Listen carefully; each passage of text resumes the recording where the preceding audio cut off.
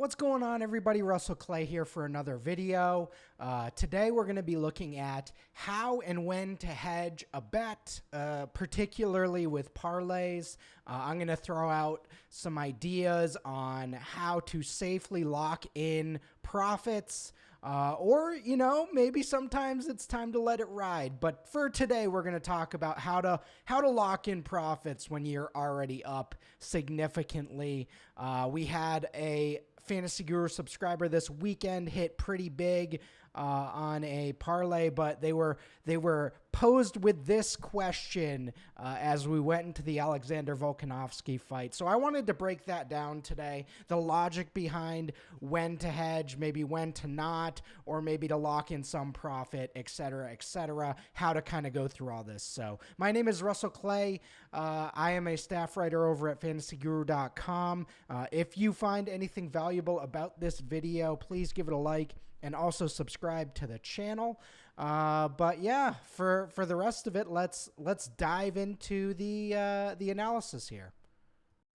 All right, what is going on, everybody? Let's take a look at this this situation here. So about 2 years ago, sports betting got legalized in Arizona, and while I'd played a ton of DFS, played a ton of fantasy football, played a bunch of stuff, when I started sports betting a few years ago, I quickly realized there were a lot of things that I felt like I was leaving a lot of money on the table. And, this comes from, having a 6-leg parlay and having the last leg lose and you just sitting there being like, well, what the hell? I knew I had guaranteed profit, but I didn't know any of the logic behind sports betting. I didn't understand how to lock in profit.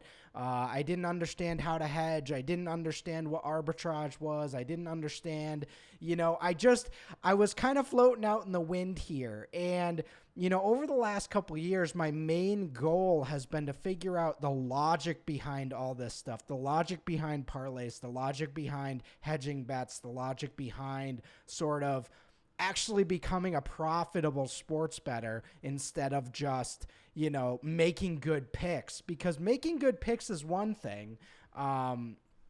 And, long term, if you're consistently hitting that 55% of your picks, you're probably going to do well. But there's a lot of situations where, if you're not locking in some profit or doing things to make sure a lot of your good plays are gaining things for you, you're going to lose out on a lot of value over time. And that's in particular when you're doing parlays, when you're making long shot bets.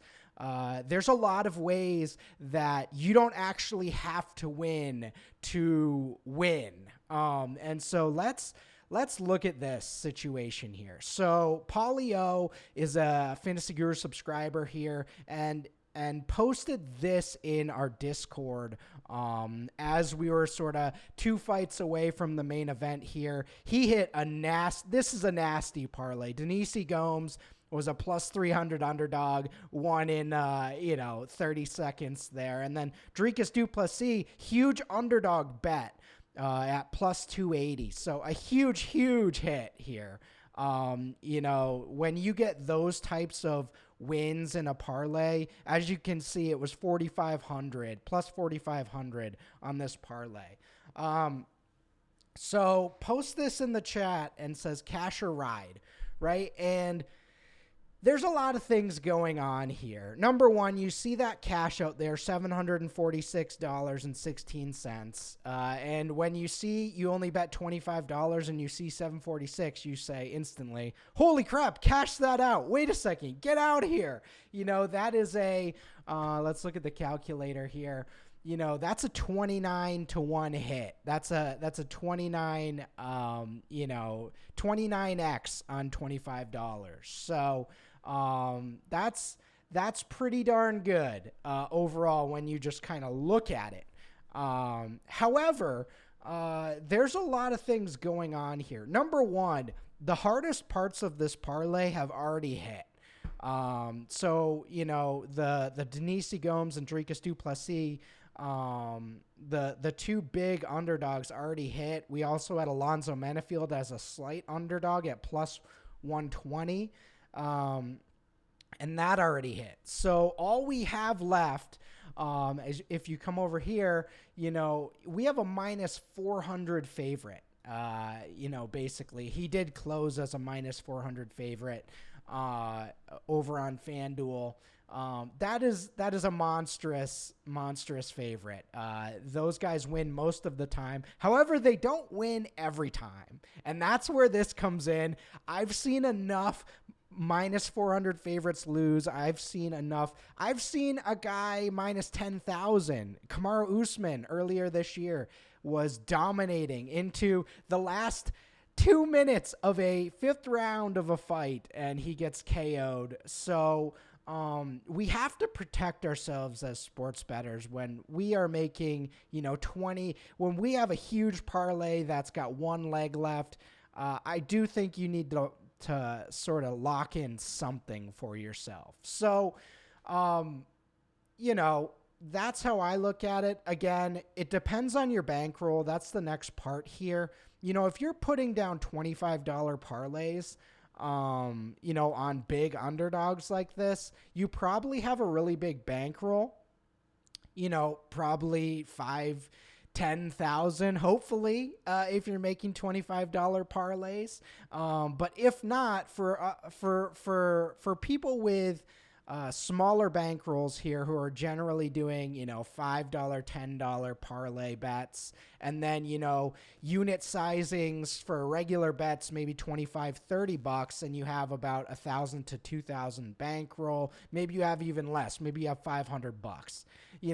So if your bankroll's $500 and you have a parlay that's, cashing out for $750, you just doubled your bankroll. So you really got to manage. Bankroll management is key for consistently winning long-term. So if you have a situation like this where you're literally doubling your bankroll right now, you got to hedge out in some way to basically lock in, something for yourself.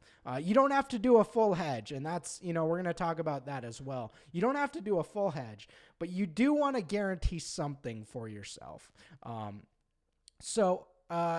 first thing is bankroll. If you have 10, 20 grand and you're potentially winning 1,150 and you have a minus 400 favorite, you're letting this ride every time.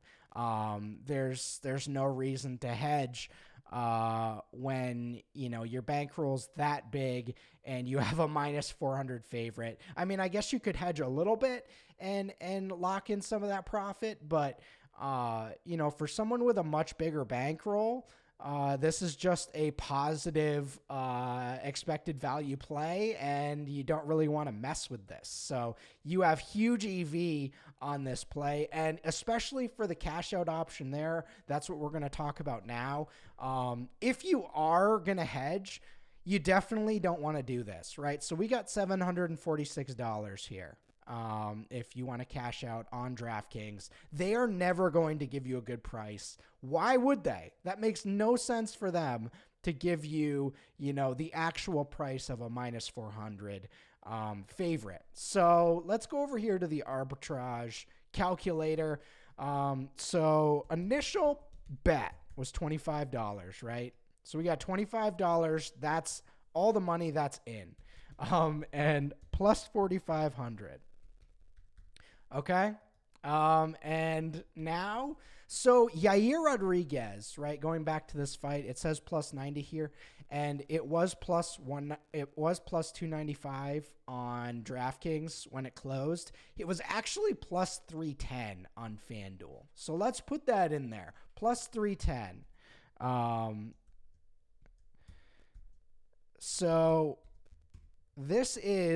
we have, what we're doing here is, we are figuring out what we have to do to lock in the most guaranteed profit on both sides of the bet. So because Alexander Volkanovski was such a big favorite, we got big plus money odds on our final bet here. And that's all we need left. Again, all the biggest landmines are already locked in winning. So let's take a look at this. So if you place a perfectly balanced bet on the other side for Yair Rodriguez at plus 310, you're looking at $844, right? So again, a ridiculous 276% profit. But you know, you don't have to put a full hedge on Yair Rodriguez. Again, normally your last leg isn't going to be this big of a favorite. It's going to be much more even. So this would be a less ideal, you know, situation to fully hedge, just because, you know, Volkanovski was like an 80 to 90% favorite to win on the betting lines. So, you know, looking at this here,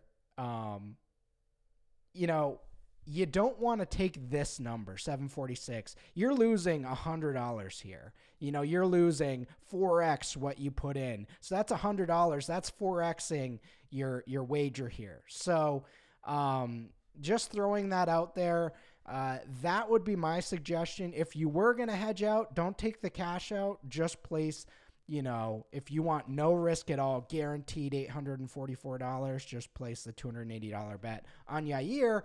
However, you know, you could place a much smaller wager and, you know, maybe put $150 on Yair or something like that, and lock in, you know, a lower guaranteed payout, but a higher end on the big favorite in Volkanovski. So, you know, ultimately it's up to you. If you're the gambling type and you got a big bankroll, then I think you could let it ride with this Volkanovski play. But if you have a smaller bankroll and, you know, you're doubling your bankroll in one parlay, you definitely want to think about some of these hedging out options. So I hope I provided some value for you guys today. Thank you for checking it out. As I said, please subscribe to the channel, give this video a like, and hey, you know, maybe check out some of our MMA content. These guys crushed. This wasn't the only big win in our Discord this weekend, so definitely check that out. And thank you for tuning in. I'll see you next time.